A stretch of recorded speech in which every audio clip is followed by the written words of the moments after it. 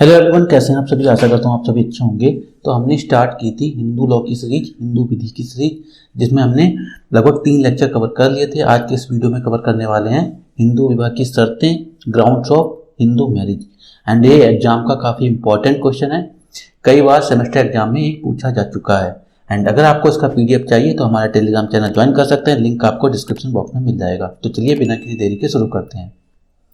तो आज का टॉपिक है वैध हिंदू विवाह की शर्तें। देखिए, हिंदू विवाह अधिनियम 1955 की धारा 5 के अनुसार कुछ शर्तें दी हुई हैं। उन शर्तों के अकॉर्डिंग एक विवाह, एक हिंदू विवाह क्या होता है, वैलिड होता है, वैध होता है। तो उन्हीं शर्तों को आज हम पढ़ने वाले हैं। ठीक है, तो देखिए ये शर्तें कहाँ दी हुई हैं। हिंदू विवाह अधिनियम 1955 की धारा 5 में दी हुई है। ठीक है, आपको 5 में सारी शर्तें मिल जाएंगी। कितनी शर्तें हैं? 5। पहली शर्त है एकल विवाह, मतलब मोनो विवाह होना चाहिए।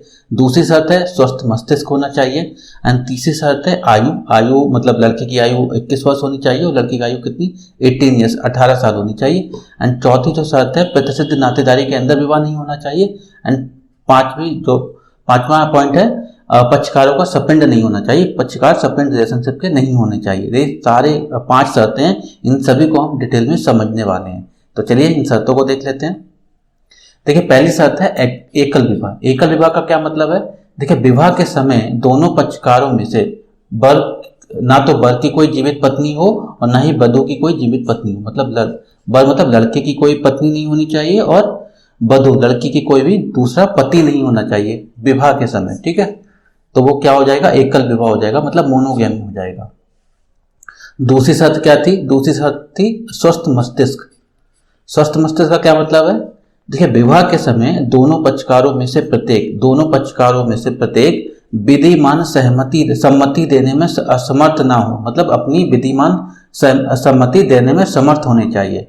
और अगर विधिमान सम्मति दे विधि देन उसके बाद वो किसी मानसिक विकार से पीड़ित नहीं होने चाहिए, मतलब संतान उत्पत्ति के लिए योग्य होने चाहिए, संतान उत्पत्ति के लिए अयोग्य नहीं होने चाहिए। एंड उन्हें उन्मत्ता का बार बार दौरा ना पड़ता हो। उन्मत्ता का अगर बार बार दौरा ना पड़ता होगा तो वो क्या होगा, स्वस्थ मस्तिष्क के अंदर आ जाएंगे। तो ये दूसरी शर्त हो गई। तीसरी शर्त हम समझ लेते हैं। तीसरी शर्त है आयु से संबंधित, एज से संबंधित।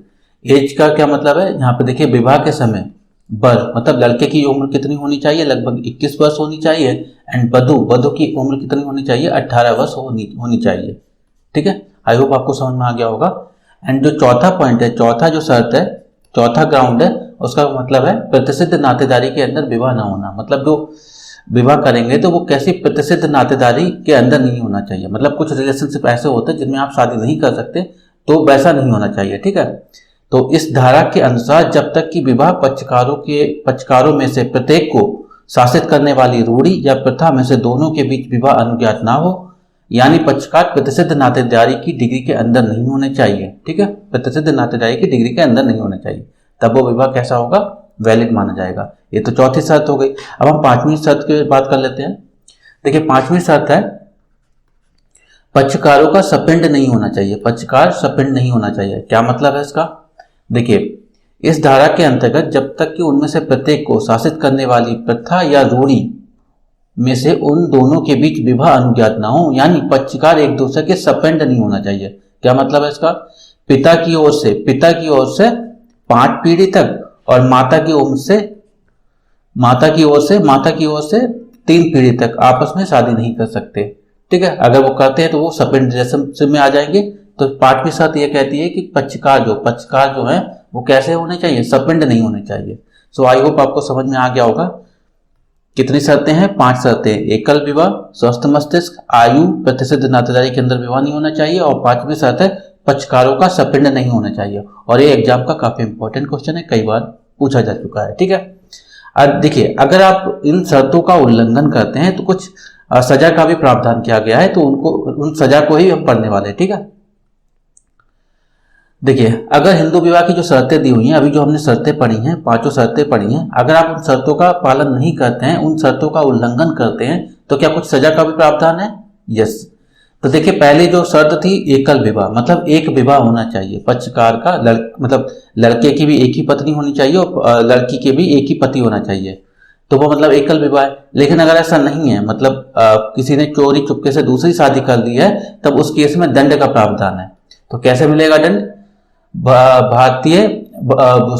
हिंदू विवाह अधिनियम की धारा 11 के अनुसार दंडित किया जाएगा। और क्या होगा? विवाह कैसा हो जाएगा? शून्य घोषित हो जाएगा, शून्य हो जाएगा, मतलब वॉइड हो जाएगा। विवाह कैसा हो जाएगा? मैरिज कैसी हो जाएगी? वॉइड हो जाएगी। दूसरा, धारा 17 के अनुसार भी दंडित किया जाएगा। धारा 17 के अनुसार क्या है कि जो विवाह होगा वो कैसा होगा? द्वै विवाह के लिए दंड दिया जाएगा, द्वै विवाह करने के लिए दंड दिया जाएगा। तो ये तो अगर पहली शर्त का पालन नहीं करेंगे तो ये दो धाराएं के अकॉर्डिंग दंड दिया जाएगा। दूसरी शर्त क्या थी? स्वस्थ मस्तिष्क, मतलब मानसिक रूप से अस्वस्थ ना होना, मतलब मानसिक रूप से स्वस्थ होना चाहिए। ठीक है, तो अगर वो मानसिक रूप से स्वस्थ नहीं है फिर भी उसकी शादी करा दी जाती है, उस केस में क्या है? देखिए, मान लीजिए विवाह के समय तो ऐसा लग रहा था कि मानसिक रूप से स्वस्थ है, लेकिन विवाह होने के बाद पता चला कि वो मानसिक रूप से स्वस्थ नहीं है, या फिर संतान उत्पत्ति के लिए योग्य नहीं है, या फिर उसे उन्मत्तता के बार बार दौरे पड़ते हैं। तो ऐसे परिस्थिति में उसे धारा हिंदू विवाह अधिनियम की धारा 12(1) ख के अकॉर्डिंग दंडित किया जाएगा। तो क्या होगा? विवाह कैसा हो जाएगा? विवाह को शून्य करणीय घोषित कर दिया जाएगा। शून्य करणीय मतलब वॉइडेबल हो जाएगा। ठीक है, वॉइडेबल घोषित कर दिया जाएगा। अब हम तीसरी शर्त का देखते हैं। तीसरी शर्त है आयु। अगर उनकी आयु, मतलब जैसे कि लड़के की उम्र कितनी होनी चाहिए? 18 वर्ष होनी चाहिए, और लड़के की 21 ईयर्स होनी चाहिए, और लड़की कितनी होनी चाहिए? 18 वर्ष होनी चाहिए। लेकिन अगर ऐसा नहीं है, मतलब आयु छुपा करके उन्होंने शादी कर ली, तो उस परिस्थिति में हिंदू विवाह अधिनियम की धारा 18 का के अनुसार उनके दंडित किया जाएगा, और 2 साल तक का कठोर कारावास हो सकता है तथा 1 लाख रुपए तक का जुर्माना हो सकता है, या फिर दोनों से ही दंडित किया जा सकता है। मतलब कठोर कारावास भी हो सकता है और 1 लाख रुपए का जुर्माना भी दिया जा सकता है। एंड अब हम चौथी शर्त देखने वाले हैं। चौथी शर्त है प्रतिसिद्ध नातेदारी के अंदर विवाह नहीं होना चाहिए। लेकिन अगर मान लीजिए विवाह ऐसा हो गया, प्रतिसिद्ध नातेदारी के अंदर विवाह हो गया, तो उन्हें हिंदू विवाह अधिनियम की धारा 18 ख के अनुसार दंडित किया जाएगा। उस केस में क्या होगा? 1 मास तक का कारावास दिया जाएगा तथा 1000 रुपए तक का जुर्माना भी लिया जा सकता है। एंड जो पांचवी हमारी शर्त थी, पांचवी शर्त थी कि पक्षकारों का सपिंड नहीं होना। पक्षकार जो है वो सपिंड रिलेशनशिप के नहीं होने चाहिए। लेकिन अगर मान लीजिए पक्षकार सपिंड रिलेशनशिप है, उसके बाद भी शादी हो जाती है या कर लेते हैं, तो उन्हें हिंदू विवाह अधिनियम की धारा 11 के अनुसार दंडित किया जाएगा। और उसके अकॉर्डिंग कैसा होगा? विवाह वॉइड हो जाएगा। एंड दूसरा एक और धारा से दंडित किया जाएगा, वो है धारा 18 ख।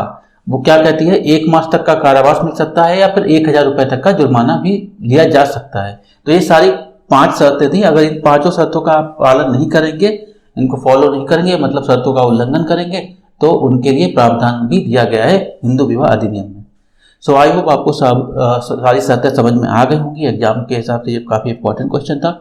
एंड अगर आपको कहीं भी कोई डाउट है तो आप कमेंट सेक्शन में बता सकते हैं। अगर आपको मेरे लिए कोई सुझाव है तो भी आप कमेंट सेक्शन में बता सकते हैं। एंड अगर आपका इसका पीडीएफ चाहिए, जो अभी मैंने स्लाइड्स यहाँ पे ली हुई हैं, अगर इनका आपको पीडीएफ चाहिए तो हमारे टेलीग्राम चैनल ज्वाइन कर सकते हैं। लिंक आपको डिस्क्रिप्शन बॉक्स में मिल जाएगा।